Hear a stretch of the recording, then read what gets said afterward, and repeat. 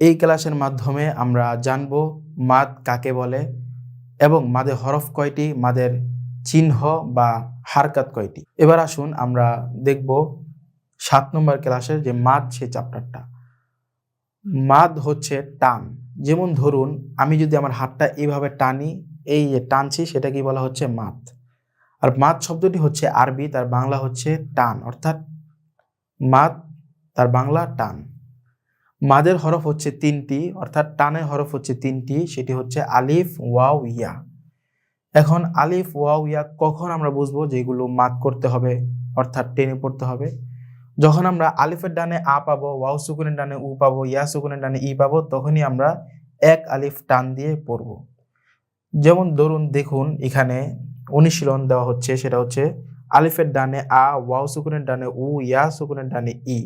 তাহলে এখানে আমাদের এক আলিফ টান দিয়ে পড়তে হবে। এবং দেখুন মাদের হারকাত এবং চিহ্ন রয়েছে 3টি। একটা হচ্ছে খাড়া আ, খাড়া ই, উল্টা উ। যখন মাদের হারকাত আমরা দেখতে পাবো তখন আমরা ডানে বামে কোনো কিছু না দেখে এক আলিফ টান দিয়ে পড়ব। আর যখন আমরা মাদের হরফ দেখতে পাবো তখন আমরা দেখব আলিফের ডানে আ, ওয়াও সুকুনের ডানে উ, ইয়া সুকুনের ডানে ই আছে কিনা। যদি থাকে তাহলে আমরা এক আলিফ টান দিয়ে পড়বো, আর এই মাদকেই বলা হয় মাদ্দি তবাই। দেখুন খাড়া আ, খাড়া ই, উল্টা উ, এখানে আমরা পড়বো এক আলিফ টান দিয়ে বা, বি, বু। এখানে আমরা পড়বো বা, বু, বি, এভাবে। আসুন এবার আমরা একটু অনুশীলন করি। এখানে হচ্ছে মাদ্দি তবাই, অর্থাৎ আলিফের ডানে আসছে, তাহলে পড়তে হবে এক আলিফ টান দিয়ে বা, লা, হা, কু, কলা, ফু। এখানে ওয়াও সুকুনের ডানে উ, তাহলে পড়তে হবে এক আলিফ টান দিয়ে উ, ফু, বু, কি। এখানে হচ্ছে ইয়া সুকুনের ডানে ই, অর্থাৎ মাদের হরফের ডানে ই আসছে এবং মাদের হরফের উপরে সুকুন আছে, তাহলে আমাদের পড়তে হবে এক আলিফ টান দিয়ে কি। তা'লামুন, এখানে আমরা মাদের হরফ পেলাম, এই যে ওয়াও হচ্ছে মাদের হরফ এবং তার ডানে উ, তাহলে এক আলিফ টান দিয়ে তা'লামুনা। এখানে আমাদের হচ্ছে খাড়া আ, তাহলে পড়তে হবে কাফিরুনা, মুমিনুনা, গাসিকিনা। এখানে পড়তে হবে খাড়া আ দিয়ে আমিনা, বাসিরুন, কাবীরুন, আল আলামিনা, রহিমুন, নাস্তাঈনু, মুস্তাকিমা। এই যে যতগুলো জায়গায় টান হচ্ছে সেটা কারণ হচ্ছে নয়তো খাড়া আ, খাড়া ই, উল্টা উ আছে, আর নয়তো মাদ্দে তবাইর কোনো একটি হরফ আছে, সেটা কি ওয়াও, আলিফ, ইয়া, তিনটার মধ্যে থেকে যেই কোনো একটা হরফ হতে পারে, সেখানে আমরা এক আলিফ টান দিব। দেখুন একটু মনোযোগ সহকারে একটু খেয়াল করুন। মাগদুবি, এখানে যে ওয়াও হচ্ছে মাদে হরফ।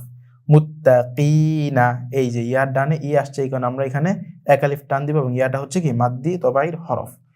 ফিসসামাওয়াতি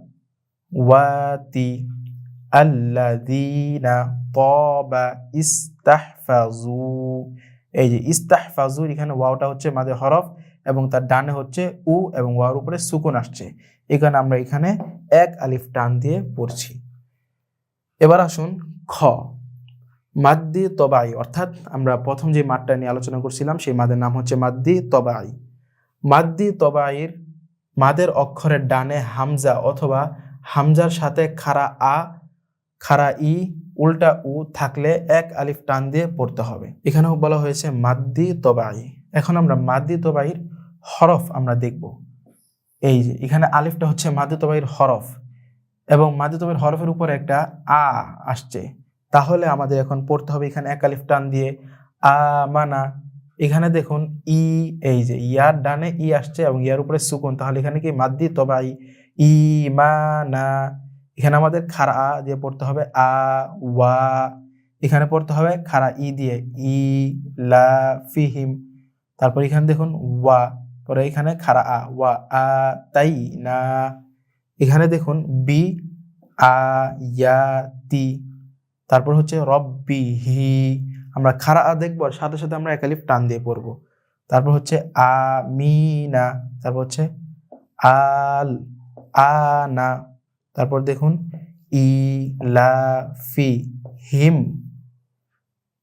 তাহলে এবার আমরা বুঝতে পেলাম যে যখনই আমরা খাড়া আ দেখব তখনই আমরা ডানে বামে কোনো কিছু না দেখে ডাইরেক্ট সরাসরি এক আলিফ টান দিয়ে আমরা পড়ব। তারপর দেখুন মাদ্দে তবাইর পর থামলে 1 থেকে 6 আলিফ টান দিয়ে পড়তে হয়। তাহলে এবার দেখুন ইয়ালামুন, এই যে এখানে ওয়াও, ওয়াও হচ্ছে মাদ্দে তবাইর হরফ এবং এই মাদ্দে তবাইর হরফের পরে আমরা থামছি, অর্থাৎ মাদ্দে তবাইর পরে আমরা থামছি, এই কারণে আমরা এখানে 1 আলিফ টান দিয়ে পড়ব। তাহলে এবার দেখুন ইয়ালামুন, ইউকিনুন, মুত্তাকিন, লা ইউমিনুন, নাস, রব্বিল আলামিন, কাফিরিন, হুমুল মুফলিহুন, মালিকিন নাস, খলাকাল ইনসান, আল্লামাহুল বায়ান। যতগুলো জায়গায় আমি টান দিচ্ছি প্রত্যেকটা জায়গায় হচ্ছে নয়তো মাদে হরফ আসছে আর নয়তো মাদের হারকাত বা চিহ্ন আসছে। যখনই আমরা মাদ্দি তবাইর পরে অক্ফ, অর্থাৎ এই যে এই গোল চিহ্নটা আমরা দেখবো, সেটা হচ্ছে অক্ফের চিহ্ন, থামার জায়গা। যখনই আমরা এই চিহ্নটা দেখবো, অক্ফের জায়গা দেখবো, তখনই আমরা 1 থেকে 6 আলিফ টান দিয়ে পড়ব। আমি বলছি, আমার পড়াগুলো একটু ভালোভাবে খেয়াল করুন এবং আমার সাথে সাথে পড়ুন। আল্লামাহুল বায়ান, ওয়াওয়াদাআল মিজান।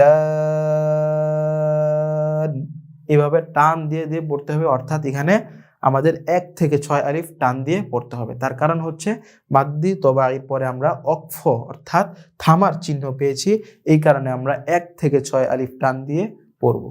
মাদ্দি তবাইর পরে বড় হামজা থাকলে 1 থেকে 3 আলিফ টান দিয়ে পড়তে হয়, একে মাদ্দে মুনফাসিল বলে।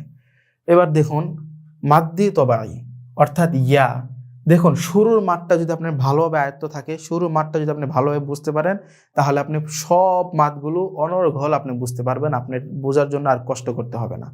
এই কারণে আমরা প্রথম ক্লাসটা, মাদের প্রথম সূত্রটা আমরা ভালোভাবে শিখার আয়ত্ত করব, ভালোভাবে আমরা মুখস্থ রাখবো। তাহলে দেখবেন এই একটা মাদ আপনার মুখস্থ রাখার কারণে আপনি আরো অন্য অন্য মাদগুলো আপনি বুঝতে পারছেন এবং সঠিক আপনি উচ্চারণ করতে পারছেন। এবার দেখুন ফি, এই ফি শব্দটা হচ্ছে মাদ অর্থাৎ ইয়া, ইয়াটা হচ্ছে মাদের হরফ, আর মাদের হরফের ডানে ই এবং মাদের হরফের উপর হচ্ছে সুকুন। তাহলে এবার আমাদের এটা 1 আলিফ টান দিতে হবে, অর্থাৎ মাদ্দে তবাই ফি। এখানে বলা হয়েছে মাদ্দে তবাইর পরে বড় হামজা থাকলে 1 থেকে 3 আলিফ টান দিতে হবে। তাহলে এবার মাদ্দে তবাই পেলাম এবং তারপরে বড় হামজাও পেলাম, তাহলে এবার আমাদের এখানে টান দিতে হবে 1 থেকে 3 আলিফ। তাহলে এবার দেখুন ফি আনফুসিহিম, দেখুন কোরআন শরীফে কিন্তু এই টান দেওয়ার জন্য একটা চিহ্ন আছে, সেই চিহ্নটা হচ্ছে এটা। তো আমি আশা করি এই 3 আলিফের টানা যে চিহ্নটা রয়েছে সেই চিহ্নটা আপনাদের জন্য লাগবে না, কারণ হচ্ছে আপনারা সূত্র অনুযায়ী পড়ছেন, এই কারণে আমরা এখানে চিহ্নটা দিব না, আমরা সূত্র অনুযায়ী পড়ব। আর যখন আমরা সূত্র অনুযায়ী পড়ব তখন কিন্তু আমাদের পড়াটা হবে সহি শুদ্ধ এবং আমাদের পড়াটা হবে অনেক ইজি, অনেক সহজ। এই কারণে আমরা সূত্র প্রয়োগ করে পড়ার চেষ্টা করব। দেখুন এখানে আমরা পড়ছি হচ্ছে 1 থেকে 3 আলিফ টান দিয়ে, কারণ হচ্ছে ইয়া হচ্ছে মাদের হরফ এবং মাদের হরফের ডানে ই আসছে এবং ইয়ার উপরে একটা সুকুন আসছে, তাহলে পড়তে হবে ফি আনফুসিহিম। ঠিক তেমন এখানেও ফি, ফি সব ইয়াটা হচ্ছে মাদের হরফ, তার ডানে ই এবং উপরে সুকুন, তারপরে আমরা পেলাম বড় হামজা, এই যে এখানে দেখুন লেখা আছে বড় হামজা, তো বড় হামজা আমরা এখানে পেয়েছি, তাহলে এখানে আমাদের টান দিতে হবে 3 আলিফ। আর 3 আলিফ টানার একটা চিহ্ন আছে কোরআনে, আশা করি এটা আপনার সূত্র অনুযায়ী পড়লে চিহ্নটা আর লাগবে না।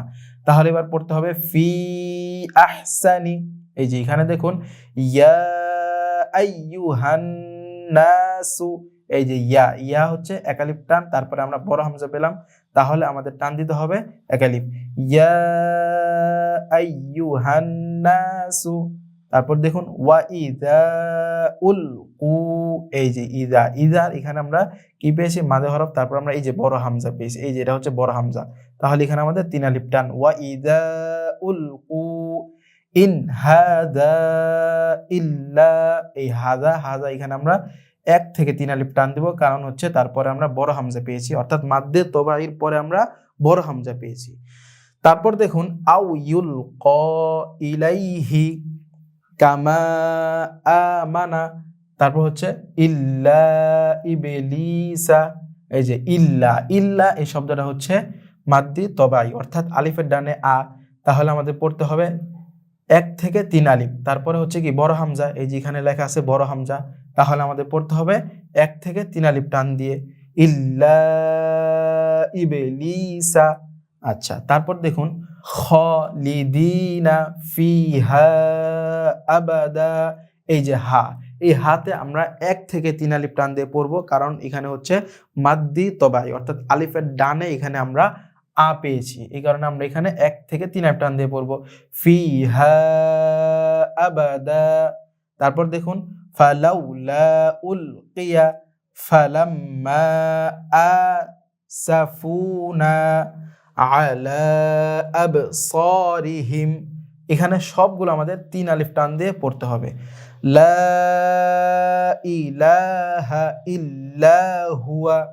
তারপর দেখুন কুল ইয়া আইয়ুহাল কাফিরুন লা আ'বুদু মা তা'বুদুন। এই লাটা আমরা কি কারণে টান দেব, কারণ হচ্ছে মাদ্দি তবাইর পরে আমরা বড় হামজা পেয়েছি, এই কারণে এখানে আমরা 3 আলিফ টান দিয়ে পড়ব, অর্থাৎ 1 থেকে 3 আলিফ টান দিয়ে আমরা পড়ব। আশা করি আমরা বুঝতে পেরেছি। এবার দেখুন লক্ষণীয়, শব্দের শেষে হা অক্ষরে খাড়া ই বা উল্টা উ বা খাড়া আ এবং পরে বড় হামজা থাকলে 1 থেকে 3 আলিফ টান দিয়ে পড়তে হয়। এবার দেখুন শব্দ, এই যে এইটা হচ্ছে একটা শব্দ ইনদাহু, এই শব্দটা আমরা শেষে একটা হা পেলাম, এই যে এখানে বলা হয়েছে হার কথা, তাহলে আমরা হাটাও কি পেলাম। তাহলে এবার দেখুন বলা হয়েছে ইনদাহু, অর্থাৎ শব্দের শেষে হা অথবা খাড়া ই, এখানে হচ্ছে আমরা উল্টা উ, তাহলে ইনদাহু, অর্থাৎ এখানে আমরা উল্টা উটা পেলাম। তাহলে উল্টা উটা থাকার কারণে আমরা, এবং দেখব তারপরে বড় হামজা, প্রথম হচ্ছে শব্দ, আর একটু ভালোভাবে ক্লিয়ার হবে আপনারা বুঝুন। একটা শব্দের শেষে হা, তার উপরে উল্টা উ বা খাড়া ই থাকতে পারে, তারপর হচ্ছে এই যে বড় হামজা, এই বড় হামজাটা থাকলে তখন আমরা 1 থেকে 3 আলিফ টান দিয়ে পড়বো ইনশাআল্লাহ। তাহলে এবার দেখুন কিভাবে পড়বো, ইনদাহু ইল্লা বিইজনিহি মিন ইলমিহি ইল্লা বিমা শাআ। এই যে দুইটা শব্দ, দুইটা বাক্য আমরা পড়লাম, এই দুটো বাক্য হচ্ছে কোরআন শরীফ, এই দুটাই আছে আর নেই। এই কারণে আমরা যদি এখান থেকে এই শব্দগুলো ভালোভাবে শুদ্ধ করে আয়ত্ত করতে পারি, তাহলে কোরআন শরীফ পড়তে গেলে আমাদের তখন পড়াটা হয়ে যাবে শুদ্ধ, তখন আমাদের আর সেখানে আর অনুশীলন করতে হবে না, এখান থেকে আমাদের পড়াটা ক্লিয়ার হয়ে যাবে। আশা করি আপনারা আজকে আমাদের প্রথম চ্যাপ্টারটা ভালোভাবে বুঝতে পেরেছেন এবং ভালোভাবে আয়ত্ত করতে পেরেছেন, এবং আপনারা ভালোভাবে এই মাদের চ্যাপ্টারটা ভালোভাবে আয়ত্ত করবেন, তাহলে দেখবেন আপনাদের কোরআন পড়াটা হয়ে যাবে অনেক সুন্দর, এবং কোরআন পড়াটা আপনার নিজের কাছেও ভালো লাগবে এবং আপনার তেলাওয়াত শুনে অন্যদেরও ভালো লাগবে। এই কারণে এই ক্লাসটা আরও ভালোভাবে আপনারা আয়ত্ত করার চেষ্টা করবেন, এবং বারবার না বুঝলে বারবার আপনার ভিডিওগুলো দেখবেন, এবং যেখান থেকে আপনাদের ছুটে যাবে সেখান থেকে বারবার দেখার চেষ্টা করবেন।